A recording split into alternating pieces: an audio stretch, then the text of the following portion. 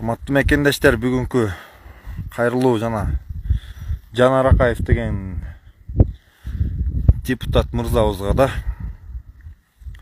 Урматтуу Жанар мырза, ушул айтпаса адам жанын качайткан адам экенсиң да, мындай элечи экөөбүз деле тең курдубуз негизи. Сен эле деп сүйлөйүнчү сага. Жанар мырза, сага суроо да.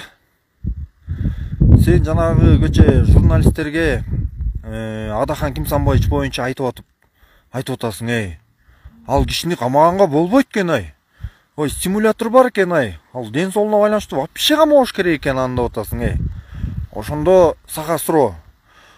Ошол эле Адахан Кимсанбаевич деген кубаш Кыргызстандын жерлерин сатканга укуктуу.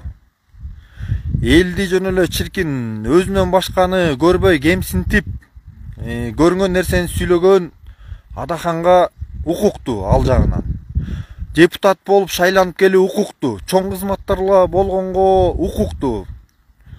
Анан ар бир кылыгына жооп бере келгенде эмне ага түрмө болбойбу, ошондо жир калдашып предлагать этет экенсиң, андайды. Мен деле койчу бир жериңе ошондой сайрап берип турайын мен деле. Кичине башың иштейби, мындай Жанар мырза? Эмне мынча тоок эмесиң, кайсы бийлик келбесин мен айтып келем дейсиң. Кайсы бийлик келбесин айтып келесиң туура. Мындай реалдуурук жагын айткыла, мындай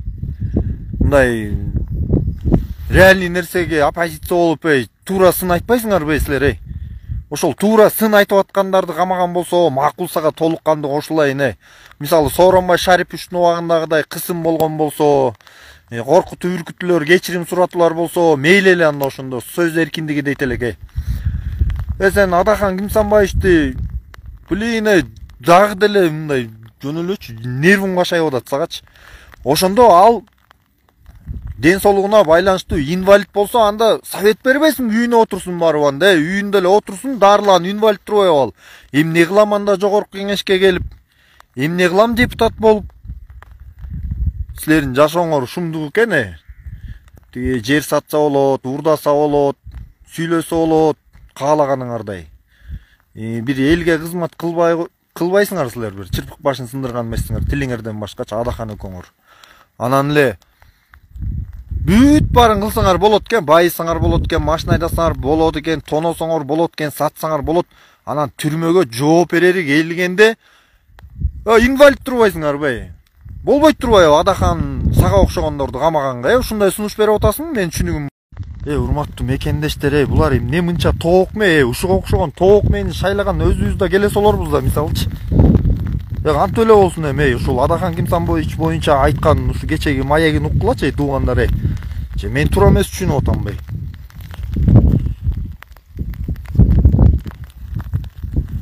Эмки шайлоо келгенде мындай татыктууларын, акча жогун эле мындай шалпыйган эле карапайымдарды шайлайлчы.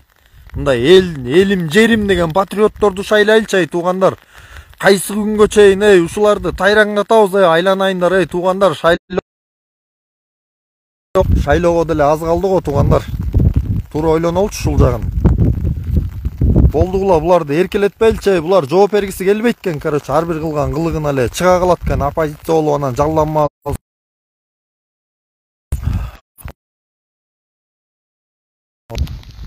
Жанар мырза. Мейли аман бол, эмне деме. Жалпыңыздарга салам туугандар, өзүңүздөр туура чечим чыгарыңыздар. Бuyakta da internet жакшы тартпай атат, погода бизде мондай туугандар, жаап куюп атат. Эл жерибизде тынччылык болсун, жанага окшогон келесолорго жол бербей эле колчу, мындан ары туура чечимдер чыгаралчы. Ушу Жанар Акаевден вообще мен мурун эле оң бутун ат, сол бутум дегенде эле муну артист экенин билгем, мындайчы, популист экенинчи. ЛГБТшниктериң деле, НПОшниктериң баарын эле колдоп чыга берет экен мунучу. Каякта мындай акча болсо ошактын сөзүн ырдап эле жүрө береби? Карапайым элди ойлончу, Жанар, айланайын чыкчы, могу түрмөлөрдү расследование кылдырчы, мыйзамсыз отургандар бар, подстава менен отургандар бар, мурунку замандан.